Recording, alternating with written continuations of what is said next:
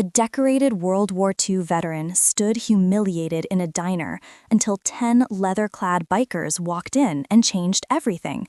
For more stories like this, subscribe. The bell above the door of Rosie's Diner chimed soft against the clatter of Saturday morning breakfast rush. Route 9 stretched beyond the glass like a ribbon of cracked asphalt through upstate New York farmland, the kind of road that had seen better decades and knew it. Inside, the air hung thick with the smell of burnt coffee and bacon grease, the griddle spitting and hissing behind a counter worn smooth by 60 years of elbows. Vinyl booth seats cracked like old leather, their red surfaces patched with duct tape that had itself faded to gray. Fluorescent lights buzzed overhead, one flickering in the corner with the rhythm of a tired heartbeat. Harold Brennan sat alone in the third booth from the door, the same seat he'd occupied every Saturday morning for 40 years. 96 years old, thin as a wire hanger, wearing slacks that hung loose at the waist and a cardigan sweater despite the June warmth. His army cap sat on the table beside his coffee cup, olive drab fabric faded to the color of dust, 5 pins attached to the front, a purple heart, a bronze star, an expert infantryman badge, a combat infantryman badge, and one small pin with a simple number, 1944. His hands shook slightly as he reached for his wallet to pay, the tremor of age and old wounds. The wallet slipped from his fingers, hit the floor, and coins scattered across the tiles like dropped marbles, rolling under tables and toward the counter. Hal bent forward slowly, joints protesting, one hand gripping the table edge for balance. At the counter, 3 young men sat on chrome stools, phones out, expensive sneakers tapping against the footrests.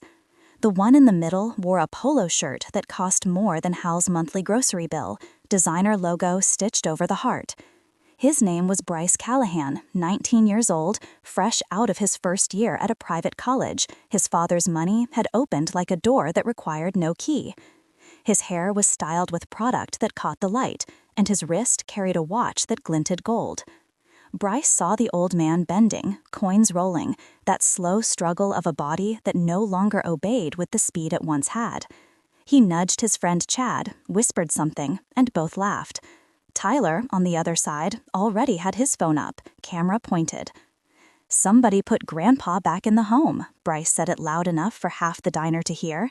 A few heads turned, then turned away just as quickly.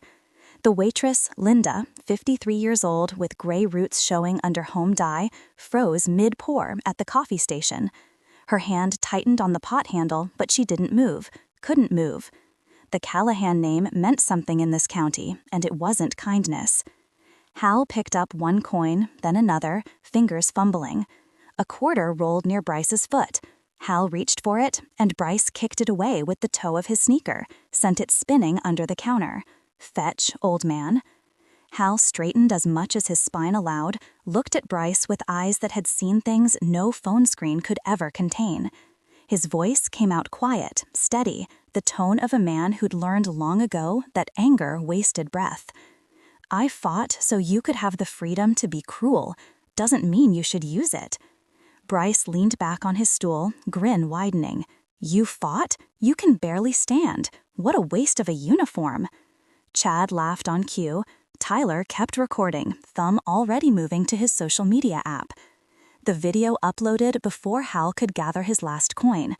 Caption appeared beneath shaky footage of an old man on his knees. "WWW2 loser can't even pick up change," followed by 3 laughing emojis.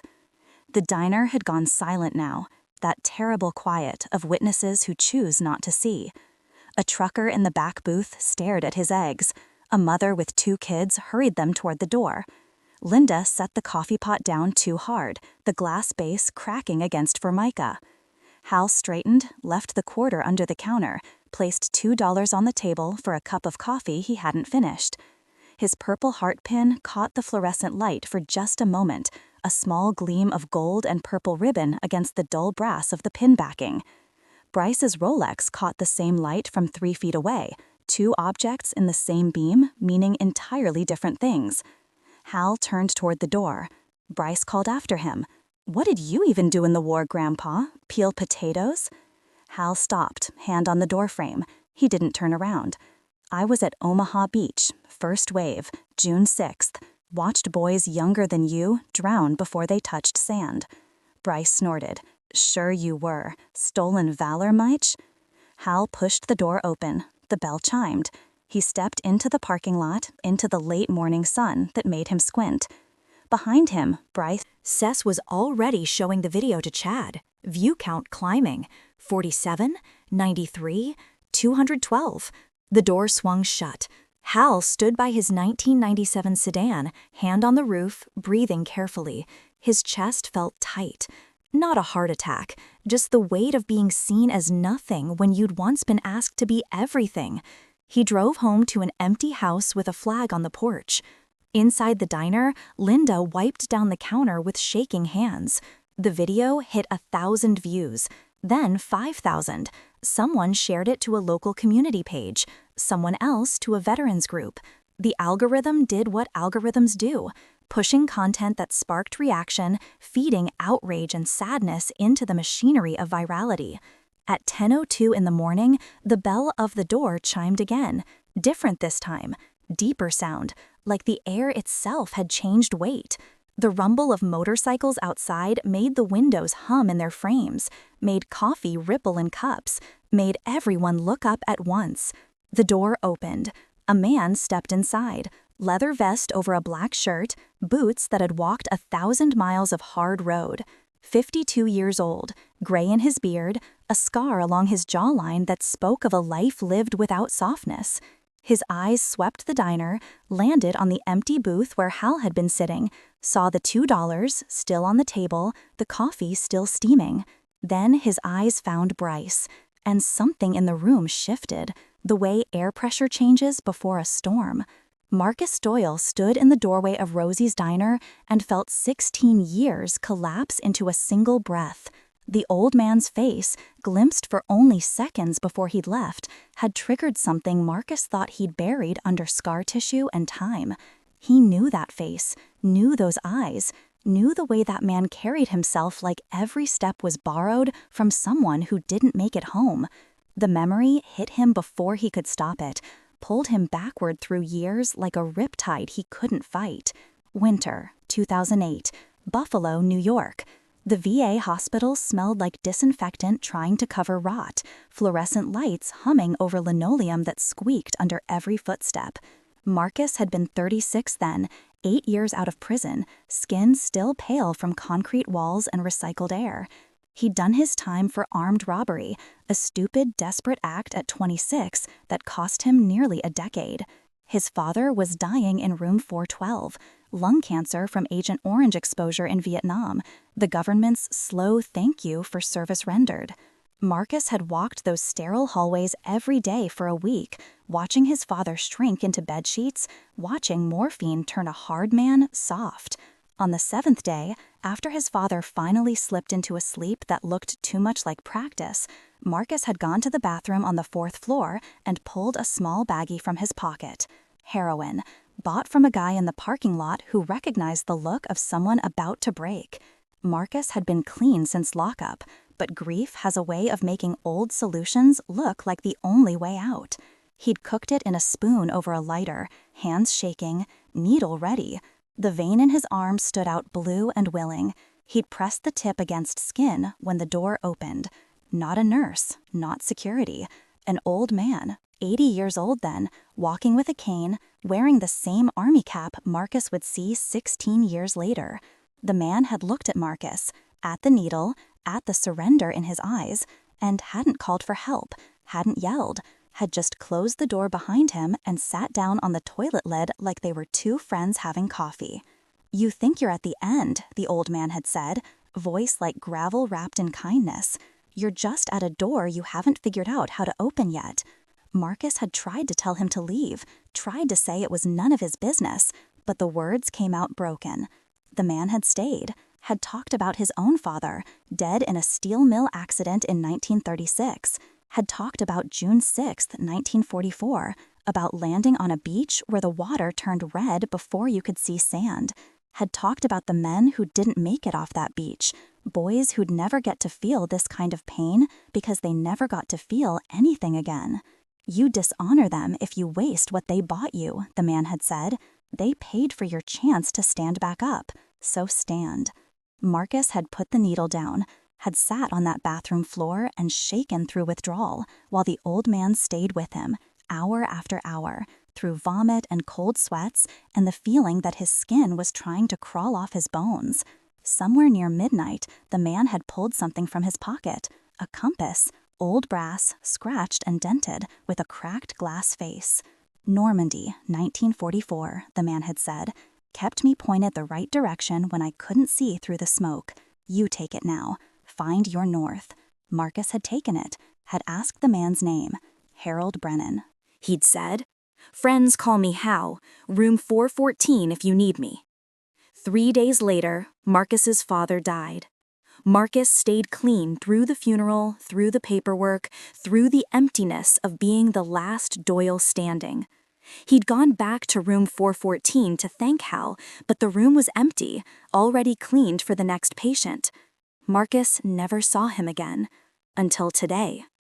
Marcus blinked, back in the diner, hand instinctively moving to his vest pocket where the compass sat, carried every day for 16 years. He pulled it out, brass warm from body heat, and looked at it. The needle still pointed north, still steady.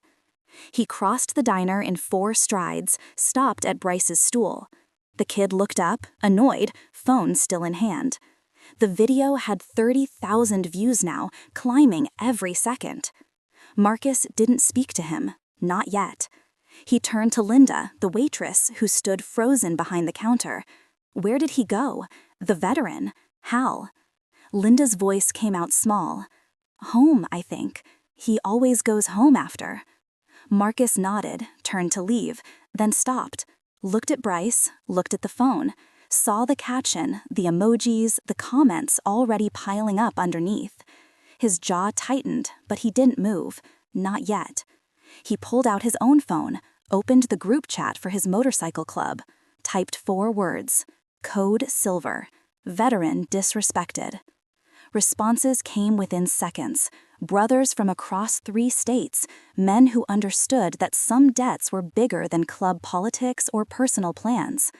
Marcus's phone buzzed in his hand, message after message, each one the same. I'm in. He looked back at Bryce one more time, committed the face to memory. Then he walked out, boots heavy on the floor, doors swinging shut behind him. Outside, 9 other bikers waited by their motorcycles, men who'd ridden with him that morning just to ride, no destination in mind. Marcus told them what he'd seen, what the video showed, who Hal was, told them about a bathroom in 2008 and a compass that still pointed true. Wrench spoke first. Danny Torres, 48, ex-Marine who'd done 3 tours and come home to find his marriage gone and his toolbox the only thing that made sense anymore. My grandfather landed at Normandy, didn't make it past the hedgerows, never got to be old. I'm in. Doc stepped forward next. Samuel Green, 55, lawyer who'd lost his license for contempt of court when he'd called a judge corrupt to his face. Still knew the law better than most who still practiced it. Silver beard, sharp eyes. I know the Callahan family. Old money. Untouchable. Father's a state senator. We do this, we do it careful. Tiny unfolded from his bike, 6'5", 310 pounds of soft voice and hard loyalty. Michael Chen, former bouncer, current mechanic, perpetual gentle giant. I was bullied my whole life. Nobody stood. I stand now. Rev nodded, said nothing, just placed his hand over the small cross he wore under his vest. James Walsh, 61, defrocked priest who'd been removed for giving sanctuary to undocumented families. Still believed in grace, just not in bishops. Nails, last to speak, Patricia Dunn, 44, ER nurse with tattooed forearms and eyes that had seen too many veterans die alone on gurneys. I've stitched up enough old soldiers, not letting this one fade without a fight. Marcus looked at his crew, then pulled out his phone again. opened the encrypted app they used for serious matters, sent a message to every allied club within 200 miles. The message was simple: Veteran needs us. Rosie's Diner, Route 9, tomorrow morning, 10 o'clock. Bring respect. The responses flooded in. Clubs from Pennsylvania, Vermont, Western Massachusetts. By noon, 73 bikers had confirmed. By evening, the number hit 90. Marcus capped it at 73. Enough to make a statement, not enough to look like a threat. They met that night at Reaper's Garage, Marcus's shop on the edge of town. The place smelled like motor oil and old coffee, walls covered in parts and tools, and a single American flag thumbtacked above the workbench. Marcus projected Bryce's video on the cinder block wall using a borrowed projector, showed it to every member who came through the door. When the video ended, the room stayed silent. Then Wrench stood, walked to the wall, placed his hand flat against it where Hal's face had been frozen mid-struggle. This is what we ride for. Doc spread papers across a folding table, legal documents, printed from public records. Bryce Callahan, 19, 3 DUIs dismissed, 1 assault charge dropped. Father donated $400,000 to the sheriff's re-election campaign last year. This family thinks they're above consequence. Then we remind them nobody is, Marcus said. He held up the compass. This man saved my life when I had nothing, when I was nobody. Tomorrow, we return the favor. They made their plan, checked their bikes, fueled up, attached small American flags to handlebars, the kind that snapped in wind and caught light. Nails packed a medical kit, knowing Hal's age meant fragility. Doc printed statutes on public decency and harassment, legal shields in case things turned complicated. At midnight, they stood in a circle, every hand placed on the compass Marcus held in the center. The oath was simple, the same words they'd spoken when each man and woman had joined the club. We ride for those who can't. We speak for those silenced. We stand when others kneel. Marcus set the timeline. Rosie's Diner, Sunday morning, 10 o'clock, peak breakfast crowd, maximum witnesses. They would arrive like thunder, stay like stone, and leave only when respect had been restored. The compass needle turned slow in Marcus's palm, finding north in the dim garage light, still steady after 80 years. Sunday morning came cool and clear, the kind of dawn that made dew cling to chrome and leather smell like possibility. Marcus woke at 5, hadn't really slept, just laid in the dark listening to his heartbeat count down hours. The compass sat on his nightstand, catching the first light through the window. He picked it up, felt the weight of it, the history pressed into brass and glass. Today, he would repay a debt 16 years old. By 6, the garage was full of motorcycles and the men and women who rode them. 73 total, from 9 different clubs, all patches and colors set aside for a single purpose. They wore their leather vests, their boots, their scars visible and invisible, but the flags on their handlebars said more than any club insignia ever could. Marcus stood on the workbench so everyone could see him. Didn't shout, didn't need to. The room went quiet on its own. You all saw the video. Old man, 96, World War II veteran, humiliated by a kid who's never earned a damn thing in his life. That man is Harold Brennan. He saved my life in 2008, kept me breathing when I wanted to stop. Today, we make sure he knows someone remembers. Wrench raised a hand, grease still under his nails from a late-night tune-up. We doing this legal? Doc stepped forward, glasses perched on his nose, papers in hand. Completely legal. Public establishment, we're paying customers. Freedom of assembly. We're not threatening anyone, just having breakfast. Long breakfast. What if the cops come? Someone asked from the back. Doc smiled then. Then we politely remind them we're citizens, exercising our rights. I've got statutes printed, public accommodation laws, First Amendment protections. They can ask us to leave, but they can't make us unless we break a law, and we won't. Nails spoke up, voice cutting through the rumble. What about Hal? Man's old, heart condition probably. Stress could hurt him. Marcus nodded. We're not doing this in front of him. We do it at the diner, same place he was disrespected. We restore the space.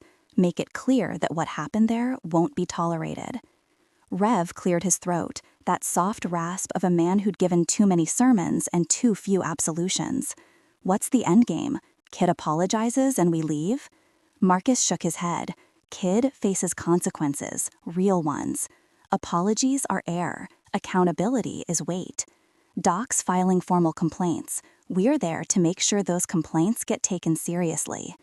Tiny asked the question everyone was thinking. What if it gets physical? Then we don't swing first, Marcus said. We don't swing at all unless someone's in danger. Our power is presence. 73 bikers sitting down for breakfast says more than 73 fists ever could. The room murmured agreement. These were men and women who'd learned violence early and discarded it when they realized it solved nothing. They'd found something stronger in stillness, in showing up, in refusing to move until justice bent their way. Doc handed out rolls. 3 people on video documentation, phones recording everything. 2 on legal observation, taking notes of every word spoken by authorities. 4 on perimeter, watching for trouble from outside. The rest would fill the diner, order food, eat slow, take up every seat and booth until the room itself became a statement. Marcus checked his watch, 7:30. They had 2.5 hours. The ride north on Route 9 was a procession, motorcycles in staggered formation, American flags snapping in the wind like standards carried into battle. The sound rolled across farmland and forest, a thunder that made windows rattle in houses a mile off the road. Drivers pulled over. Some saluted when they saw the flags, saw the patches that said veteran on half the vests. A state trooper clocked them on radar, young guy fresh out of the academy, hand moving toward his lights. Then he saw the flags, saw the VFW patches, saw Rev's small cross catching sunlight. The trooper's hand moved from the lights to his forehead, a salute held until the last bike passed. They reached Rosie's Diner at 9:58. The parking lot was half full, Sunday breakfast crowd in their usual rhythm. Bryce Callahan's black Mercedes sat in the handicapped spot near the door, no placard visible on the mirror. Marcus noted it, pointed it out to Doc, who took a photo. The bikers parked in formation, a semicircle around the Mercedes, not blocking it in, just surrounding it with chrome and leather and flags that meant something. Engines cut simultaneously, 73 machines going silent at once, and the quiet that followed felt heavier than the noise. Marcus dismounted first, stretched his back, looked at the diner through the wide front windows. He could see Bryce inside, sitting at the counter with his 2 friends, laughing at something on a phone. Could see Linda refilling coffee, her hands still shaking even a day later. Could see the booth where Hal had sat, now occupied by a family with 2 young kids. Marcus turned to his crew. Doc, Nails, Wrench, Tiny, Rev, you're with me first wave. Everyone else, wait for my signal. We walk in calm, we sit down calm, we order calm. Let them see us before they hear us. The 6 of them crossed the parking lot, boots on asphalt, the sound of it like a drumbeat, slow and deliberate. Marcus reached the door first, put his hand on the handle, felt the cool metal under his palm. Through the glass, he could see Bryce turning, seeing them, his grin faltering just slightly. The bell chimed when Marcus opened the door, deeper than it should have been, like the air itself had thickened. Every head in the diner turned. Conversations stopped mid-sentence. A fork clattered onto a plate. Marcus stepped inside, his crew behind him, and the door swung shut. He scanned the room, saw the empty booth where Hal had been, saw the $2 still sitting on the table from yesterday, uncollected. Linda stood behind the counter, coffee pot frozen in her hand. Marcus walked slowly to that booth, stood beside it, looked down at the money. Then he looked up, found Bryce at the counter, made eye contact, and held it. Bryce tried to laugh it off, turned to Chad. "Oh great, looks like the biker gang showed up. What are you gonna do, old men? Audition for Sons of Anarchy?" Marcus didn't respond, just kept looking at him, expression flat, eyes steady. Wrench moved to stand by the jukebox. Tiny took position near the door, not blocking it, just standing. Doc sat down in a booth with his papers. Nails leaned against the wall by the restrooms. Rev stood near the counter, 3 feet from Bryce, hands clasped in front of him like he was about to lead prayer. Linda found her voice, shaky but present. Can I get you folks something?" Marcus finally looked away from Bryce, smiled at Linda, and the smile was genuine. "Coffee, please, and we're gonna need menus for about 70 more." "Linda? 70? Marcus raised his hand, gave a small signal through the window. Outside, the remaining 67 bikers dismounted, straightened their vests, checked their flags. Then they walked toward the diner in a line, boots hitting pavement in loose rhythm, not marching but not strolling either. The door opened. Another biker entered, then another, then 5 more. The bell kept chiming, that same deep note, over and over, as the diner filled with leather and denim and the smell of road dust and motor oil. They filled every booth, every stool, standing room along the walls. They didn't push anyone out, didn't make threats, just occupied space with the kind of presence that made the room itself shrink. Bryce stood up fast, stool scraping loud. His face had gone from amused to nervous to angry in 30 seconds. What the hell is this? Marcus turned to him, spoke for the first time, voice level and quiet. "This is breakfast. We heard this place has good coffee. You can't just, there's not enough room." Doc looked up from his papers. "Actually, fire code allows 79 occupants. We're 73. We're well within legal limits." Bryce pulled out his phone, hands shaking now, dialed. His voice pitched high. "Dad? Yeah, send cops. I'm being harassed, threatened. Rosie's Diner, now." Marcus sat down in Hal's booth, right where the old man had sat yesterday. He picked up the $2, folded them carefully, put them in his vest pocket. Then he looked at Bryce again. "Nobody's threatening you, son. We're just here to have a meal. Might take a while, though. We eat slow." Around the diner, bikers were opening menus, talking quietly to Linda and the single cook visible through the kitchen window. Orders started coming in. Pancakes, eggs, bacon, hash browns, coffee, lots of coffee. The cook stared out at the sea of leather, then shrugged and started cracking eggs. Bryce stood by the counter, trapped between his stool and Rev, who hadn't moved, just stood there with his hands clasped and his eyes closed like he was praying. Bryce tried to push past. "Excuse me."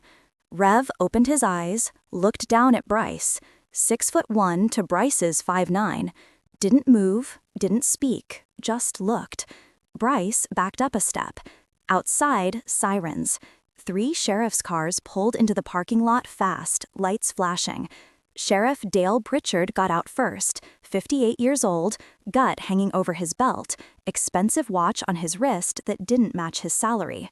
2 deputies followed, young guys trying to look tough.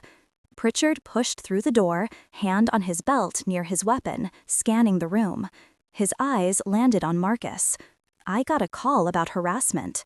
Marcus sipped his coffee, which Linda had just poured with shaking hands. "Just having breakfast, Sheriff." Pritchard looked around, saw 73 bikers calmly sitting, eating, drinking coffee. Saw no weapons visible, no threatening postures, just presence. His jaw worked. "Senator Callahan's a friend of mine. I think you boys should move along." Marcus set his cup down carefully. "With respect, Sheriff, we're not breaking any laws. Public establishment, we're paying customers. We'll leave when we're done eating. Doc, how long does breakfast usually take?" Doc looked up, pretended to think. "Oh, 3, maybe 4 hours. We like to savor our meals." Pritchard's face reddened. "You're trying to intimidate my constituent." "We're eating eggs," Marcus said. "If that's intimidating, maybe the problem isn't us." If stories of real honor move you, subscribe and share this with someone who needs to hear it. Comment below, what would you have done? Sheriff Pritchard stood in the doorway of Rosie's Diner with his hand still near his belt and his authority draining out of him like water through cracked fingers. He'd been sheriff for 12 years, bought and paid for by families like the Callahans, and he'd learned to read rooms fast. This room told him he was outmatched. Marcus took another sip of coffee, slow and deliberate, never breaking eye contact. The silence stretched between them, filled only by the sound of forks on plates and the quiet murmur of bikers ordering seconds. Wrench asked Linda for extra bacon, said please and thank you like his mother had taught him 40 years ago. Pritchard tried again, voice lower this time, meant for Marcus alone. Look, I don't want trouble. You make your point, get your breakfast, then roll out. Deal? Marcus set his cup down. We're not making a point, Sheriff. We're making sure a World War II veteran who was humiliated in this exact spot yesterday knows that somebody cares. That's not a point. That's a duty. Behind Pritchard, Deputy Hayes shifted his weight, young and uncertain. Sheriff, they're not actually doing anything illegal. Pritchard shot him a look that could melt steel. I know that, Hayes. Bryce pushed forward, emboldened by the sheriff's presence. They're harassing me. Look at them. 70 guys in leather just show up? That's intimidation. Doc stood up from his booth, papers in hand, reading glasses perched on his nose. Actually, Mr. Callahan, intimidation requires a threat, implicit or explicit. We've made no threats. We've simply chosen to patronize this establishment. Freedom of assembly, First Amendment. Would you like me to cite the relevant case law? Bryce's face went red. I know my rights. Then you know we're exercising ours, Doc said calmly, and sat back down. Pritchard pulled out his own phone, stepped outside. Through the window, Marcus watched him make a call, watched his expression shift from confident to concerned to something close to fear. The conversation lasted 2 minutes. When Pritchard came back inside, his hand was no longer near his belt. He walked to Marcus's booth, leaned down, voice barely above a whisper. You got 2 hours. Then I need you gone. I'm asking nice. Marcus looked up at him, expression unchanged. We'll be done when we're done, Sheriff, not before. You want to arrest 73 law-abiding citizens for eating breakfast? That's your call, but I'd think real hard about how that looks on camera. He gestured around the room. 6 bikers had phones out, recording everything. One had a body camera clipped to his vest. Doc was taking written notes with timestamps. Pritchard straightened, looked at Bryce. Kid, I suggest you apologize to whoever you need to apologize to and leave. This isn't going the way you think. Bryce stared at him. You work for my father. I work for the county, Pritchard said, but his voice lacked conviction. He turned and walked out, deputies following. The patrol cars sat in the parking lot, lights off now, just waiting. Marcus watched them go, then pulled out his phone. Opened the video Bryce had posted, the one that now had over 200,000 views. He turned the phone so Bryce could see it. You posted this yesterday. Old man trying to pick up coins he dropped, and you mocked him, kicked his money away, made him feel small. Bryce crossed his arms. So what? It's a free country. I can post what I want. You can, Marcus agreed. Just like we can sit here as long as we want. Funny how freedom works both ways. Rev finally moved, shifting just slightly so Bryce had a clear path to the door if he wanted it. But Bryce didn't move. He was trapped by his own pride now, unable to leave without it looking like retreat. A car pulled into the parking lot, not a patrol car this time. A news van, white with a satellite dish and a logo for the local NBC affiliate. A woman got out, late 20s, sharp suit, camera operator behind her. She surveyed the scene, the rows of motorcycles, the flags, the packed diner, and her expression shifted to something like hunger. She walked to the door, camera already rolling. Marcus caught Doc's eye, gave a small nod. Doc stood up, intercepted her just inside. Ma'am, I'm Samuel Green, legal observer for this gathering. Before you start filming inside, you should know this is a private show of support for a veteran who was disrespected here yesterday. We're happy to give a statement, but we'd ask that you respect the privacy of other patrons. The reporter, her name tag said Jenny Valdez, smiled professional. We heard there was a confrontation. Sheriff called in. What's the story? Doc gestured to an empty booth. Have a seat. I'll explain everything. While Doc talked to the reporter, laying out the facts with lawyer precision, Marcus noticed movement at the counter. Bryce was trying to edge toward the door, but Tiny had shifted position without seeming to, now standing in a spot that wasn't blocking the exit, but would require Bryce to ask him to move. Bryce stopped, looked up at Tiny's face 6 inches above his own. "Excuse me," Bryce said, voice tight. Tiny looked down, expression gentle. "You leaving?" "Yeah, I'm leaving. Move." Tiny tilted his head slightly. "Did you apologize?" "For what?" "For yesterday. For the video. For making an old man feel worthless." Bryce's jaw clenched. "I don't owe anyone anything." Tiny nodded slowly, like he'd expected that answer. Then he stepped aside, gave Bryce a clear path. Bryce rushed for the door, pushed it open hard enough to make the bell clang instead of chime. But outside, the news camera was already set up, pointed at the door. Jenny Valdez stood with her microphone, and when she saw Bryce, her eyes lit up. "Mr. Callahan, can you comment on the incident yesterday involving the World War II veteran?" Bryce froze on the steps. "No comment." "Is it true you posted a video mocking him, that you physically prevented him from retrieving his dropped money?" Bryce's face went white, then red. "That's taken out of context." The camera operator moved closer. "Can you provide the context?" Bryce looked back at the diner, at the wall of bikers visible through the window, at Tiny standing calm and immovable in the doorway. He looked at his Mercedes, surrounded by motorcycles like a lamb in a wolf den. He looked at the reporter, at the camera, at the sheriff sitting in his patrol car doing nothing.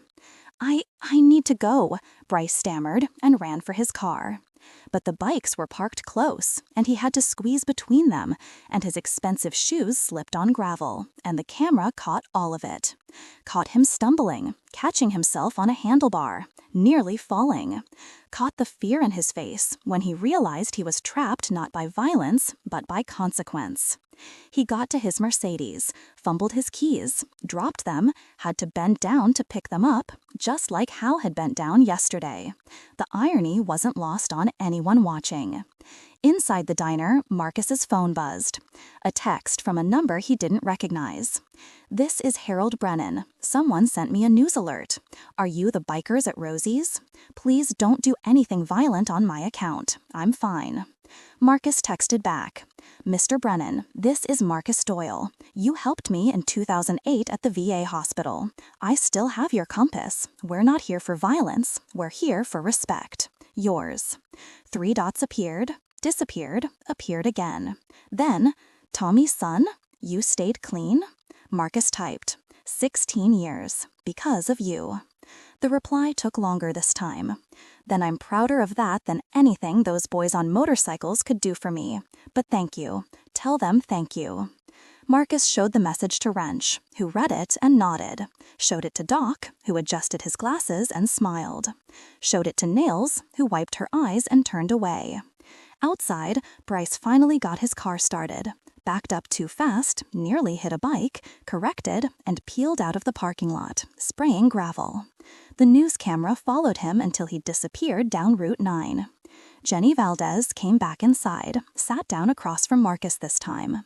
The video of Mr. Callahan fleeing just went live on our Facebook page. 12,000 views in 3 minutes. "Want to tell me why 73 bikers showed up to defend a man they've never met?" Marcus held up the compass, let it catch the light, because one of them met him 16 years ago, and he was the kind of man worth remembering. The reporter leaned forward. "Can you elaborate?" Marcus looked around the diner, at his brothers and sisters in leather, at Linda, who'd stopped shaking and started smiling, at the family in the booth who'd stayed to watch history happen in a small-town diner on a Sunday morning. "Some debts don't expire," Marcus said. "Some men earn respect that echoes through decades. Yesterday, a kid with everything made an old man with nothing feel even smaller.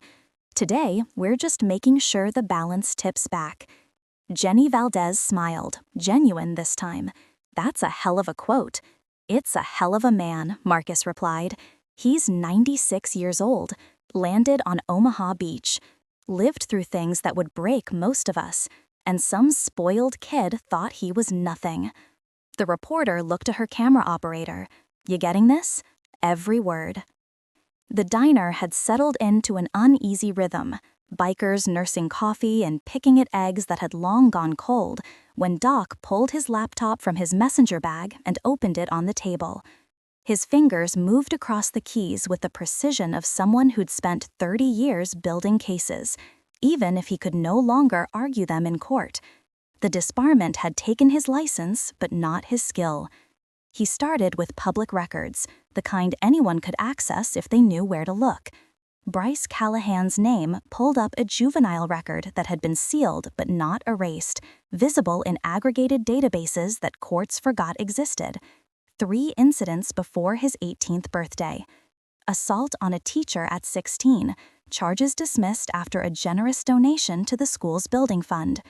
Vandalism at 17, security footage somehow lost. Harassment complaint from a classmate, settled privately with an NDA and a check. Doc scrolled further, found the current case, 3 weeks old, still pending. DUI checkpoint on Route 9. Blood alcohol content 0.19, more than twice the legal limit. Bryce had hit a mailbox, kept driving, been pulled over 2 miles later. The arresting officer's report was thorough, professional, airtight. But the court date had been continued twice already, both times at the request of the DA's office. Both times within days of campaign contributions from Callahan Industries to the district attorney's re-election fund. Doc printed everything to a portable printer he'd brought, pages spilling out onto the vinyl booth seat. He organized them with the efficiency of a man who'd done this 1,000 times. Pattern of behavior, pattern of protection, pattern of a system that bent around money until it forgot what straight looked like. Across the diner, Nails sat down next to Linda at the counter. The waitress had finally stopped shaking, but her eyes still carried the weight of yesterday. Nails ordered another coffee she didn't need, just to keep Linda talking. You okay? Nails asked, voice low. Linda wiped down the counter for the 5th time. I've worked here 22 years. Never seen anything like this. Like what? The bikers or what happened to Hal? Both. Linda's hand stopped moving.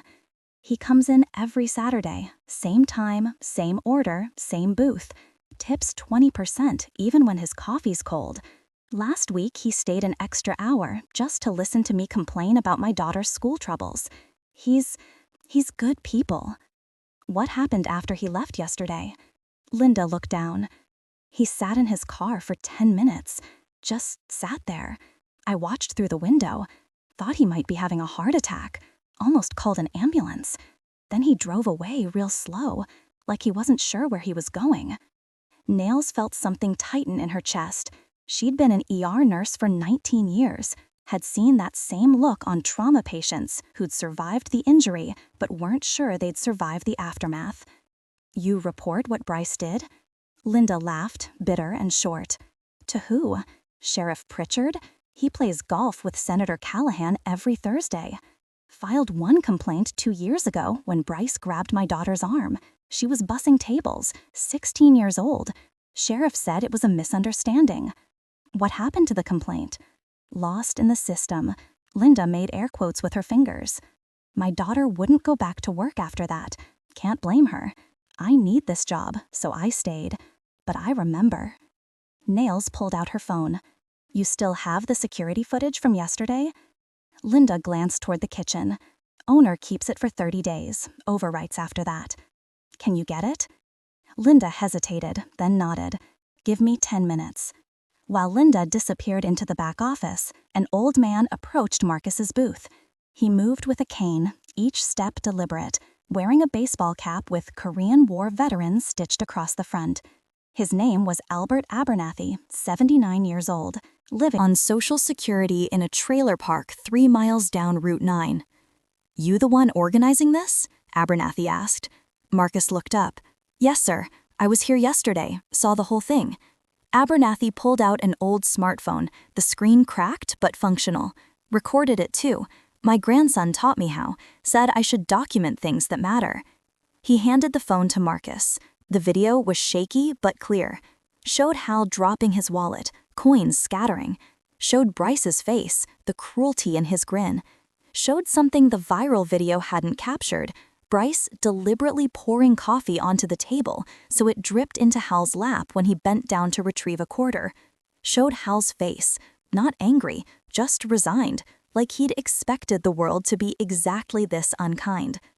Marcus watched it twice. "Can you send this to me?" "Already did," Abernathy said. "Sent it to that lawyer fellow too. He gave me his email. Also sent it to the state police. Figured local cops won't do nothing, but maybe someone higher up might care." Doc appeared beside them, having overheard. "Mr. Abernathy, would you be willing to give a formal statement?" "Son, I'm 79 years old. I got nothing to lose and a whole lot of respect for men who served. I'll testify in front of God himself if it helps." Doc shook his hand. "Thank you, sir." Linda emerged from the kitchen with a USB drive, handed it to Nails. "Owner doesn't know I have this. Cameras cover the whole dining room.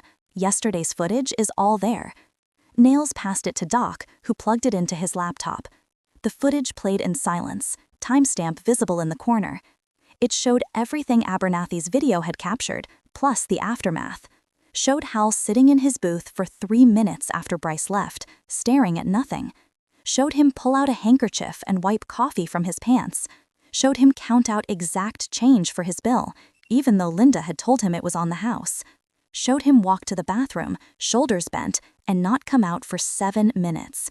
Linda's voice cracked. "He was crying in there. I heard him. Didn't know what to do." Marcus closed his eyes for a moment, then opened them. "Doc, what can we do with this?" Doc was already typing. "Assault captured on video, multiple witnesses, prior pattern of behavior. I'm filing formal complaints with the DA's office, the State Attorney General's office, and the Judicial Ethics Board regarding the continued delays in his DUI case." "Will it stick?" Doc looked up over his glasses. "By itself? Maybe not. But combined with public pressure, media attention, and 73 witnesses who won't go away, it changes the math." Jenny Valdez, still in the corner booth with her camera operator, had been listening. She stood up, walked over. "We're going live with this story at noon. I'll need statements from anyone willing to go on record." Hands went up around the diner. Wrench, Tiny, Rev, Abernathy. Linda hesitated, then raised hers too. Outside, more vehicles were arriving. Not patrol cars this time. Civilian cars, trucks, a few motorcycles from riders who'd seen the news and come to add their presence. An old man in a Vietnam veteran's cap parked his pickup and walked to the diner entrance, stood at attention outside the door. Then another vet, then 3 more. Within 20 minutes, a dozen veterans lined the walkway, silent honor guard for a man who wasn't even there. Marcus's phone buzzed. Another text from Hal. "Please tell everyone to go home. I don't want trouble. I'm not worth all this." Marcus showed the message to Doc, who read it and shook his head. That's exactly why he's worth it. He doesn't see his own value. Marcus typed back. "Mr. Brennan, you're worth more than you know. We'll be done soon, but not until things are made right." The response came fast. "Nothing's ever made right. I learned that a long time ago." Marcus stared at the message, felt the weight of it. Thought about 2008, about a bathroom in a VA hospital, about a man who could have walked away, but stayed. Typed carefully. "You made things right for me when nobody else would. Today, someone returns the favor. That's how it works. Good people always circle back." No response for 2 minutes. Then, "Tommy would be proud of you. I'm proud of you." Marcus set the phone down, cleared his throat, looked around the diner at the faces watching him. "We're not leaving until the DA's office acknowledges the complaint, until the state police open an investigation, until that kid understands that money doesn't erase consequences." "How long's that take?" Wrench asked. "Long as it takes," Marcus replied. Doc's phone rang. He answered, listened, his expression shifting from neutral to something close to satisfaction. He hung up, looked at Marcus. "That was a contact at the Attorney General's office. They've received 17 complaints in the last hour about the Callahan case. They're assigning an investigator." 17? 17 complaints in an hour? Doc smiled. "Turns out a lot of people saw that video, And a lot of those people know how to file official complaints. The internet's good for something after all. Jenny Valdez's phone buzzed. She looked at it, eyes widening. Our Facebook live stream has 40,000 viewers. Comments are intense. She scrolled. People are tagging the governor's office, state representatives, the DA. Nails leaned over, read a few comments aloud. Arrest that kid. Protect our veterans. This is why nobody trusts the system. There's hundreds of them. Outside, Sheriff Pritchard sat in his patrol car, phone pressed to his ear, face visible through the windshield. He was sweating, despite the cool morning air. The conversation looked heated. He hung up, sat for a moment, then got out and walked back into the diner. He approached Marcus's booth, and his voice had changed. No more authority, just exhaustion. State police are sending someone, Captain Sarah Mendoza. She'll be here in 90 minutes. She's not connected to anyone local. Marcus nodded. We'll wait. Pritchard looked around at the bikers, the veterans outside, the cameras, the reporter. This got bigger than I expected. It was always this big, Marcus said quietly. You just didn't want to see it. Pritchard had no answer for that. He walked back outside, got in his car, and didn't move again. By noon, the diner had become something else entirely, transformed from a roadside breakfast spot into the epicenter of a reckoning that nobody had planned, but everyone seemed to need. The 73 bikers remained in their seats, some reading newspapers that Linda had scrounged from the back, others playing cards on tables cleared of plates. They'd been there 3 hours now, and not one had complained or caused trouble or raised a voice. Outside, the crowd had grown. The dozen veterans who'd first arrived had been joined by 30 more, some in uniform jackets decorated with medals and unit patches, others in plain clothes with only their bearing to mark their service. They stood in loose formation along the walkway, not blocking anything, just present. A statement written in bodies and silence. Across the street, civilians had gathered with lawn chairs and thermoses, turning the shoulder into an impromptu viewing gallery. Some held signs they'd made from cardboard and markers, "Respect our veterans," and "Justice for Hal," and one that simply read, "Enough." A woman in her 60s had brought a folding table and was handing out bottles of water to anyone who wanted one, veteran and biker alike. 3 more news vans had arrived, satellite dishes extended, reporters doing stand-ups with the diner in the background. Jenny Valdez's Facebook live stream had peaked at 97,000 concurrent viewers before the platform struggled to keep up. Someone had created a hashtag, #StandWithHal, and it was trending in 3 states. Inside, Doc had commandeered an entire booth as a makeshift law office, papers spread across the table in organized stacks.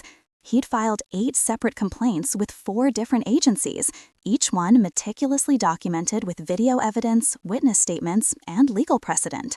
His phone rang every 10 minutes with callbacks from officials who suddenly cared very much about doing things correctly.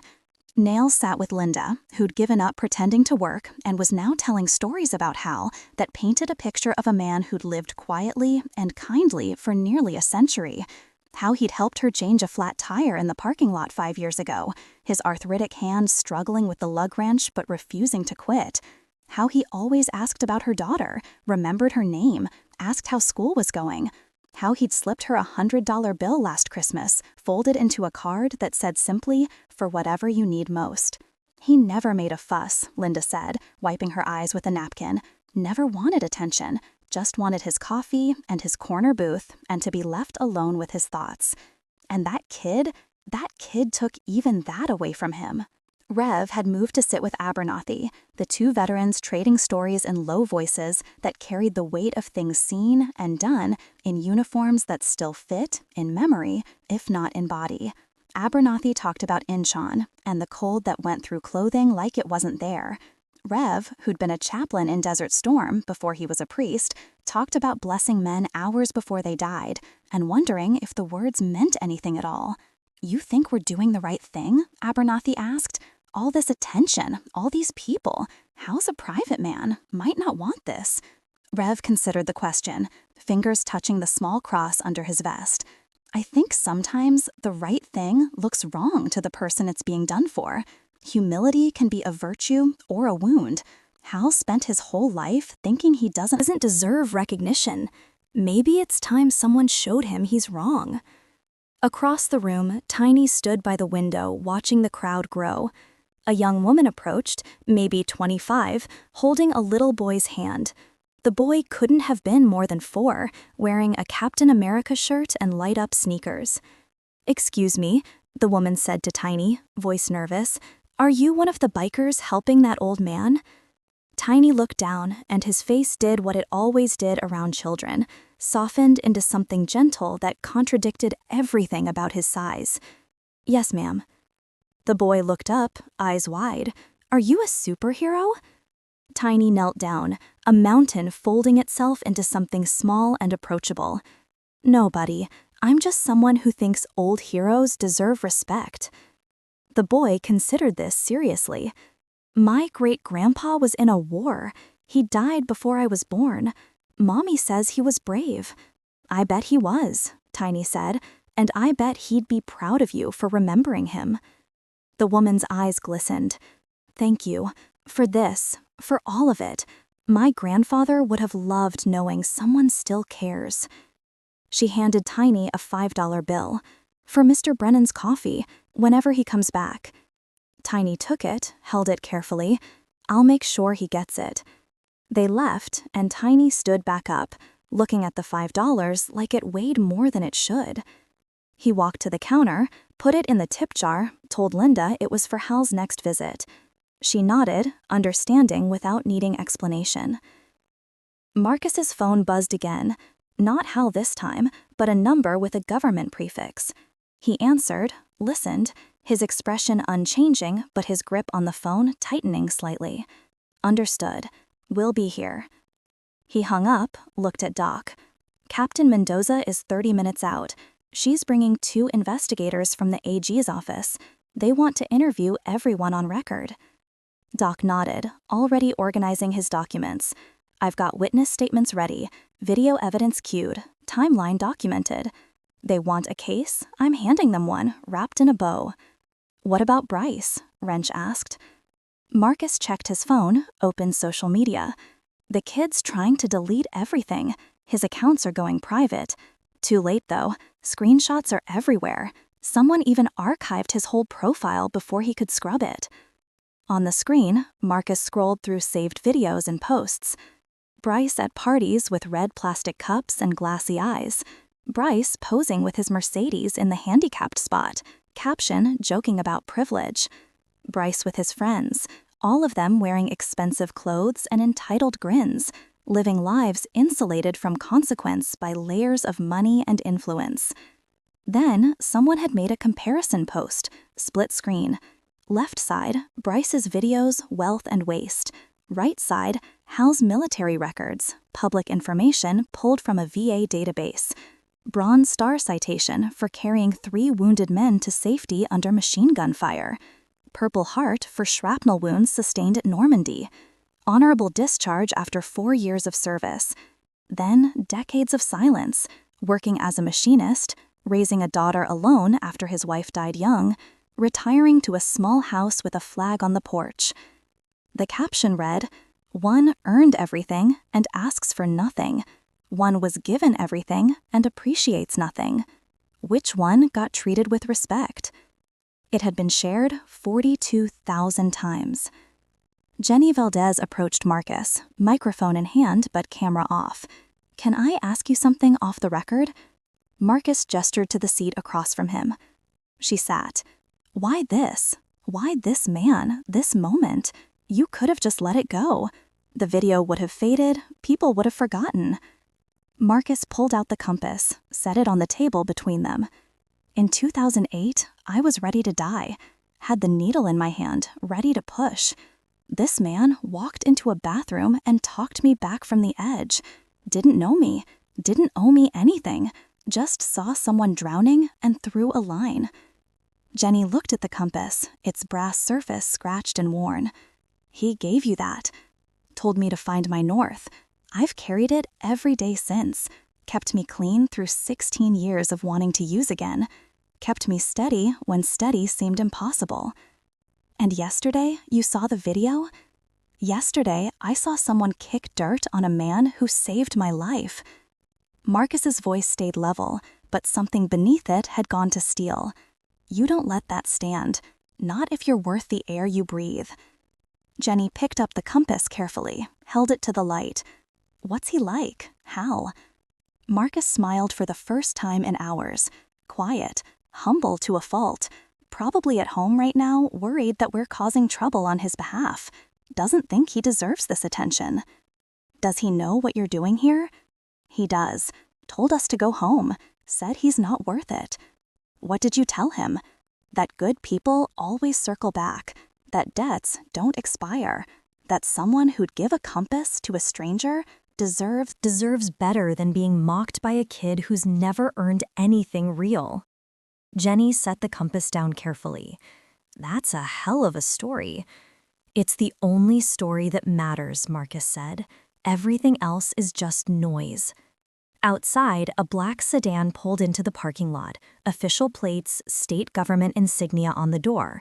2 people got out, a woman in her 40s wearing a suit and badge on her belt, and a younger man carrying a briefcase. Captain Sarah Mendoza and her investigator. They walked through the crowd of veterans, who parted silently to let them pass. Mendoza paused, looked at the faces, the medals, the flags, the quiet dignity of men and women who'd served and survived. She saluted. Every veteran snapped to attention and returned it. Then she entered the diner, and the room went quiet. Mendoza scanned the space, taking in the bikers, the reporter, the papers spread on Doc's table, the atmosphere of determined patience. Her eyes found Marcus. You, Marcus Doyle? Yes, ma'am. I'm Captain Mendoza, State Police. This is Investigator Chen from the AG's office. We understand there's been an incident requiring our attention. Doc stood up, walked over with his briefcase. Captain, I'm Samuel Green, former attorney, current legal observer. I have documented evidence of assault, harassment, and a pattern of protected behavior by a repeat offender. I've also documented concerning irregularities in the handling of said offender's pending DUI case. Mendoza took the briefcase, opened it, began reading. Her expression didn't change, but her jaw tightened. After 5 minutes, she looked up. Where's the victim? Home, Marcus said. He doesn't know we've taken this far, didn't want trouble. And the alleged perpetrator? Bryce Callahan, 19, son of Senator Callahan. He fled the scene approximately 3 hours ago when media arrived. Fled or left? Doc spoke up. He ran to his vehicle in a manner suggesting evasion of accountability. We have that on camera as well. Mendoza closed the briefcase. I'm going to need statements from every witness, video evidence, security footage, everything you have. It's all here, Doc said, organized chronologically with timestamps and corroborating accounts. Mendoza looked at Investigator Chen. Start processing interviews. I want everything documented by end of day. She turned back to Marcus. You know this is going to get complicated. The Callahan family has reach. We're not going anywhere, Marcus said simply. Mendoza almost smiled. I can see that. Captain Mendoza set up her interview station in the back booth, the one farthest from the windows where the growing crowd pressed against the glass like witnesses to something they instinctively understood mattered. Investigator Chen sat beside her with a laptop and a digital recorder, documenting everything with the methodical precision of someone who knew this case would be scrutinized from every angle. They started with Linda, who told her story in a voice that shook at first, then steadied as she realized someone was finally listening. Described Hal's routine, his kindness, his quiet dignity. Described Bryce's cruelty, the deliberate malice in kicking the quarter away, the coffee poured just as Hal bent down. Described watching Hal sit in his car afterward, broken in a way that had nothing to do with age and everything to do with being treated as less than human. Then Abernathy, who showed them his phone video and refused to be intimidated by questions about why he'd recorded it. Said he'd learned in Korea that bearing witness was sometimes the only weapon available to the powerless. said he'd sleep better knowing he'd done something instead of nothing. Doc presented his evidence like the lawyer he used to be, each document cross-referenced, each statement corroborated, each timestamp verified. The pattern he'd uncovered stretched back 6 years, showed a family that had learned the system could be bought if you knew which levers to pull and didn't mind the moral cost. Mendoza reviewed everything twice, asked questions that cut through emotion to fact, built a case in real time that even the best defense attorney would struggle to dismantle. When she finished with the last witness, she leaned back in the booth and closed her eyes for 5 seconds. "Get me the district attorney on the phone," she told Chen, "and prepare an arrest warrant application. I want it ready to file within the hour." Chen hesitated. "Captain, the senator's going to make calls." "Let him." Mendoza opened her eyes. "I don't answer to county politics. Neither do you." She stood up, walked to Marcus's booth, where he'd been sitting for 4 hours now, coffee long cold, compass still on the table. "Mr. Doyle, I need you to understand something. What happens next is going to be loud. The Callahan family will push back hard. There will be lawyers and media and pressure from people who think money should insulate their children from accountability." Marcus met her gaze. "We're still not going anywhere. I'm not asking you to leave. I'm asking if you're prepared for this to get uglier before it gets better." Marcus picked up the compass, turned it over in his hand. "Ma'am, I've been ugly places. Prison, rock bottom, the edge of giving up entirely. This is the opposite of ugly. This is people standing up because it's right. I'll take that fight any day." Mendoza nodded once, short and final. "Then let's finish what you started." She walked outside where Jenny Valdez waited with her camera. "Captain, can you comment on the investigation?" Mendoza looked directly into the lens, voice clear and official. "Based on witness testimony and video evidence, we are pursuing charges of assault and harassment against Bryce Callahan, age 19, of this county. We are also investigating irregularities in the handling of his pending DUI case. The State Attorney General's office is cooperating fully with this investigation. Will you be making an arrest? We will be seeking Mr. Callahan's cooperation in turning himself in. If he fails to do so, we will obtain a warrant. What about his father's influence?" Mendoza's expression didn't change, but her eyes went cold. "In this state, we have one system of justice. It applies to everyone equally, regardless of their last name or their father's position. That's not a political statement. That's the law." The crowd behind her erupted in applause. Mendoza didn't acknowledge it, just turned and walked back to her sedan to make calls that would ripple through offices where people had gotten comfortable with looking the other way. Inside the diner, Marcus's phone rang, unknown number. He answered warily. "Is this Marcus Doyle?" The voice was young, male, fraying at the edges. "Who's asking?" "This is Bryce Callahan. I need to talk to you." Marcus put the phone on speaker, gestured for Doc and Mendoza, who'd just walked back inside. "Mr. Callahan, you're on speaker. Captain Mendoza from State Police is present, as is Samuel Green, legal observer." A pause, breathing audible through the line. "They're going to arrest me."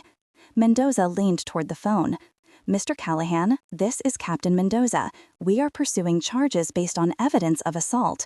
You have the right to turn yourself in voluntarily. I strongly advise you to contact an attorney." My father," Bryce's voice cracked. "My father says I'm on my own, says I embarrassed the family, says the video makes him look bad, and he can't protect me anymore." The diner had gone completely silent. Even the cook had stopped moving, spatula frozen above the griddle. "Mr. Callahan," Mendoza said, her voice softer now but still official. "You need to come in. Running will only make this worse." I mean," the words came out strangled. "I didn't think it was that big a deal. He's just some old guy who dropped his stuff. I was joking around." Marcus spoke, voice low and hard. "You poured coffee on a 96-year-old World War II veteran. You kicked his money away when he tried to pick it up. You filmed him and mocked him to thousands of people. That's not joking. That's cruelty." "I know," Bryce was crying now, no hiding it. "I know, okay? I screwed up. I always screw up, and my dad always fixes it, but now he won't, and everyone hates me, and I don't know what to do." Doc spoke up. "Mr. Callahan, you have two options. Face this with whatever dignity you can find, or run and prove everyone right about who you are." Long silence. Breathing. Then, "Where do I turn myself in?" Mendoza gave him the address of the state police barracks 20 miles north. "Be there in 2 hours. Come alone. Bring an attorney if you have one." "What's going to happen to me?" "That depends on you," Mendoza said, "on whether you take responsibility or hide behind lawyers and money like you've done before." The line went dead. Mendoza looked at Marcus. "Think he'll show?" Marcus shrugged. "Depends on whether he's got anything real inside him. We'll know in 2 hours. 1 hour and 43 minutes later, a black Mercedes pulled into the state police barracks parking lot. Bryce Callahan got out alone. No attorney, no father, no friends. He wore the same clothes from that morning, but they looked different now. Rumpled and small, like the confidence they'd been tailored for had evaporated. He walked into the building and didn't come out. The news spread fast. Jenny Valdez broke it on live television. Social media erupted. The hashtag #StandWithHal hit number 3 trending nationally. Someone had already made t-shirts. At Rosie's Diner, Marcus received the text from Mendoza. "Subject in custody. Charges being processed. Thank you for your patience and your service to justice." He read it aloud to the room. The bikers didn't cheer, didn't celebrate. They just nodded, stood up, started filing out one by one. They'd been there 7 hours. Not one had complained. Not one had caused trouble. They'd simply existed in a space where wrong had been done until right could catch up. Marcus was the last to leave. He walked to the counter where Linda stood, wiping down surfaces that were already clean, nervous energy needing somewhere to go. "Thank you," she said. "For Hal. For all of us." Marcus pulled out the $5 bill that Tiny had put in the tip jar, the one from the woman with the little boy. "Give this to Hal when he comes back. Tell him it's from someone who still believes heroes matter." Linda took it, held it carefully. "You going to see him, Hal?" "Soon," Marcus said. "Want to give him some peace first. Let the storm pass before we show up on his doorstep." He walked outside where his bike waited, chrome catching the late afternoon sun. The veterans who'd stood watch all day were dispersing, returning to their own lives, their own quiet corners. A few saluted Marcus as he passed. He returned each one. Wrench rolled up beside him on his bike. "That it then? We done?" Marcus looked back at the diner, at the crowd still lingering, at the news vans packing up, at the space that had held something real for 7 hours. "We're done here, but we're not done. What's next?" Marcus thought about Hal, sitting alone in his house, probably watching the news, probably still thinking he wasn't worth all this trouble. Thought about how many other Hals were out there, invisible and undervalued, waiting for someone to see them. "Next, we find the next one," Marcus said. "The next person who needs someone to stand. Because this doesn't end with one kid learning consequences. This ends when standing up stops being rare." He kicked his bike to life, the engine roar familiar and grounding. Around him, 72 other engines answered, a thunder that rolled across the parking lot and down Route 9 toward whatever came next. As they rode away, the sun dropped low enough to catch the flags on their handlebars, turned the fabric to flame, turned the whole procession into something that looked like honor, moving at 70 miles an hour toward a horizon that seemed, for the first time in a long time, like it might bend toward justice after all. Behind them, Rosie's Diner stood quiet again, just a small building beside a road. But everyone who'd been inside that day would remember it differently, would remember it as the place where ordinary people decided that enough was enough, where silence broke, where an old man's dignity mattered more than a rich kid's comfort, would remember it as the day someone finally stood up. 3 days passed before Marcus knocked on Harold Brennan's door. The small ranch house sat at the end of a quiet street, where oak trees older than the subdivision provided shade that the afternoon sun couldn't penetrate. An American flag hung from a bracket beside the front door, the fabric faded but clean, folded properly each evening and raised each morning with the kind of ritual that spoke to promises kept across decades. Marcus stood on the porch with Wrench and Tiny flanking him, each holding grocery bags that seemed too small in their calloused hands. He knocked twice, gentle, and waited. The door opened slowly. Hal stood in the gap, thinner than Marcus remembered from that hospital bathroom 16 years ago, more fragile, but the eyes were the same. Clear and measuring, the eyes of someone who'd learned to assess situations fast and act faster. "Mr. Brennan," Marcus said, "I'm Marcus Doyle, Tommy's son. We met in 2008 at the VA hospital." Hal's expression shifted, memory surfacing through the years. "The compass," he said, quietly. "Every single day, sir." Hal looked past Marcus to the two large men behind him, to the motorcycles parked at the curb, to the flags still attached to handlebars. "You're the ones from the diner." "Yes, sir." "You didn't need to do that." Hal's voice carried no anger, just a kind of weary resignation. "I'm nobody special, just an old man who lived longer than he probably should have." Marcus pulled the compass from his pocket, held it in his palm between them. "You gave this to a stranger who was about to kill himself, told him to find his north. That stranger stayed clean for 16 years because of it. You think that's nobody special?" Hal looked at the compass, at his own gift returned to him in evidence of a life saved. "I was just being decent. That's what people should do." "Should do," Marcus agreed, "but most don't. You did. And when some punk kid decided you weren't worth basic respect, we decided to remind the world otherwise." Hal stepped back, opened the door wider. "You should come in. I'll make coffee." The house was small and immaculate, everything in its place with military precision. Photos on the walls showed a younger Hal in uniform, a wife who'd been beautiful and was gone, a daughter grown and moved away. A bronze star and purple heart sat in a shadow box. Ox above the mantel. Beside them, the folded flag from a funeral Marcus assumed was the wife's. They sat in a living room that smelled like old books and linen polish. Hal brought coffee in cups that didn't match, hands shaking slightly as he poured, and Marcus pretended not to notice. "I saw the news," Hal said, settling into an armchair that had conformed to his shape over years. "Saw what you all did. The boy got arrested." "He got held accountable," Marcus corrected. "There's a difference. His father's a senator. Won't stick. Doc says it will. Evidence is too solid, too many witnesses. And the Attorney General's office doesn't answer to county politics." Hal sipped his coffee, eyes distant. "I spent 4 years watching boys die in mud and blood. Came home and worked 40 years in a machine shop. Raised a daughter alone after my wife passed. Never asked for recognition. Never thought I deserved it. Why not?" Hal set his cup down carefully. "Because the real heroes didn't come home. I'm just the one who got lucky. Every day I wake up is a day someone better than me didn't. What happened at that diner was nothing compared to what those boys endured." Marcus leaned forward. "Mr. Brennan, with respect, that's not how it works. You don't honor the dead by diminishing yourself. You honor them by living a life worthy of the chance they gave you. And you did that.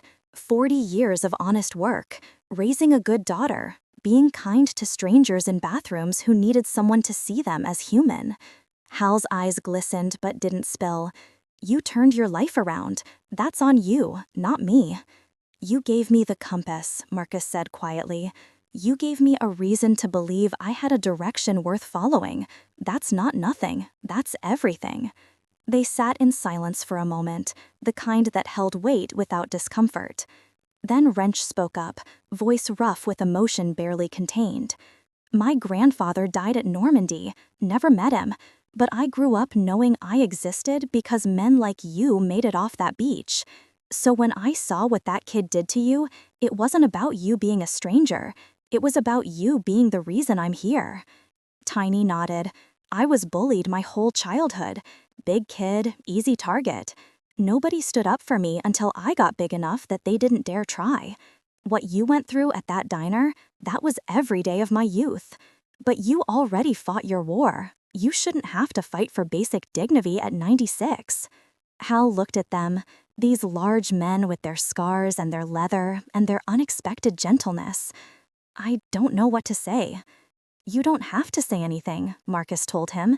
We're here because we wanted you to know that you're not alone, that people remember, that what you did mattered then and matters now. Over the following weeks, a routine developed. Marcus, Wrench, and Tiny came by twice a week, bringing groceries, fixing things that had fallen into disrepair through age and solitude. Wrench replaced the porch steps that had rotted through. Tiny installed handrails in the bathroom and beside the front steps, safety measures for a man whose balance wasn't what it used to be. Marcus just sat, listening to stories about a world that didn't exist anymore, except in the memories of men like Hal. Other things changed too. The local elementary school invited Hal to speak to a fifth-grade class studying World War II. He declined twice before Marcus convinced him that those kids needed to hear history from someone who'd lived it. The presentation lasted an hour and ended with 25 10-year-olds giving him a standing ovation while their teacher wiped her eyes.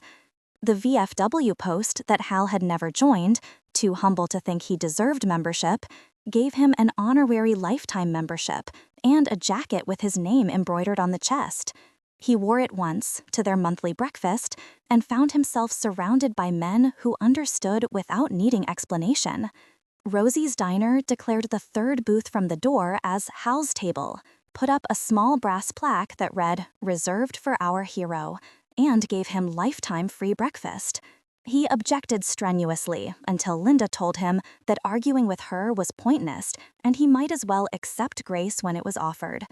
6 months later, on a Saturday morning that felt like every Saturday morning before it, Hal walked into Rosie's Diner at his usual time. But nothing was usual anymore. 3 bikers sat in the corner booth, rotating watch that had become tradition.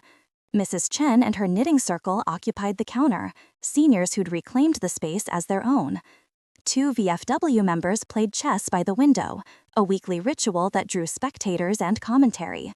Linda brought coffee before Hal could ask, smiled at him with affection that had replaced the professional courtesy of 40 years prior. "Morning, Hal. Usual?" "Please," he said, and meant more than just eggs and toast.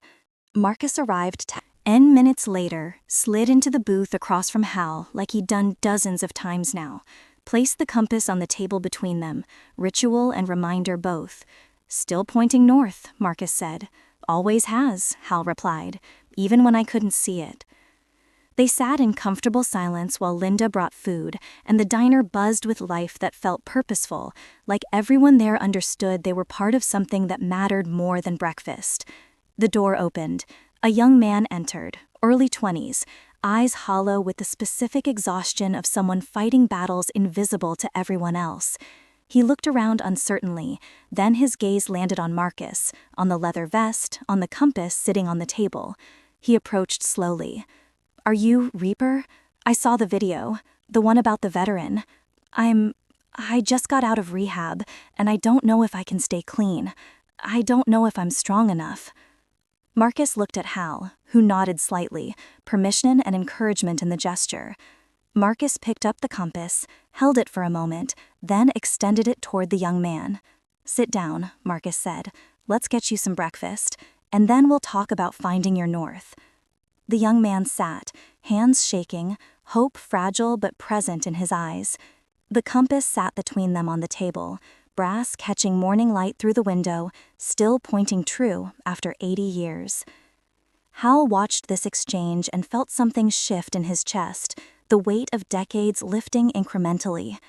He'd carried survivor's guilt since 1944, had wondered every day why he'd lived when better men died. But sitting in this diner, watching Marcus pass forward what had been given to him, Hal finally understood. The point wasn't that he'd survived. The point was what he'd done with the survival. That evening, Hal sat on his porch as the sun dropped low and painted the sky colors that reminded him of fire and smoke and beaches he still saw when he closed his eyes. The flag hung at his side, ready to be folded and put away with the reverence it deserved. A motorcycle sound in the distance, familiar now, Marcus doing his evening check-in ride. He passed the house, raised one hand in greeting. Hal raised his back, simple acknowledgement between men who understood that some bonds required no words. Inside, on the mantel, the compass sat beside his bronze star and purple heart. 3 objects that told a story about courage in different forms. The medals spoke to a day in 1944 when he'd done what needed doing because the alternative was unthinkable. The compass spoke to everyday sense, the quiet choice to keep going, to be kind, to see people as worth saving even when they couldn't see it themselves. Hal looked at the photo of his unit, those 19 faces from 1944, only 7 of whom had made it home. Touched the frame gently. "I kept the promise," he said quietly to the faces frozen in black and white. "Lived a life that mattered, helped people when I could, didn't waste what you gave me." The faces didn't answer, but the silence felt like absolution. Down at Rosie's diner, the lights stayed on late. The young man sat with Marcus and Doc and Rev, listening to stories about falling and getting back up, about finding strength in places you didn't know existed, about compasses that pointed towards second chances. In the corner booth, Tiny showed pictures of his niece to Nails, who talked about her shift at the hospital, and the veteran she'd helped that morning, who reminded her why the work mattered. At the counter, Linda refilled coffee and thought about her daughter, who'd started applying to colleges, who'd regained confidence after seeing her mother stand up and speak truth, who'd learned that silence was sometimes complicity and voice was always power. Outside, Route 9 stretched through darkness towards horizons unseen, and somewhere along that road, other people faced other injustices, other moments where someone needed to stand. But in this small diner, on this quiet night, the standing had already been done. The message had been sent. The balance had tipped back towards something that looked like justice, felt like community, and proved that ordinary people could be extraordinary when they simply refused to look away. Honor isn't loud. It doesn't demand spotlights or applause. It's the quiet promise kept when no one's watching, the hand extended when someone falls, the act of showing up, again and again, for those who once showed up for you. Harold Brennan never asked to be defended, but Marcus Doyle never forgot who'd defended him when he had nothing left. And somewhere on Route 9, in a diner that smells of coffee and second chances, another story is beginning, because good men always circle back, because debts of honor don't expire, because kindness is the last rebellion and the first revolution. The compass still points north. It always has. You just have to be willing to look.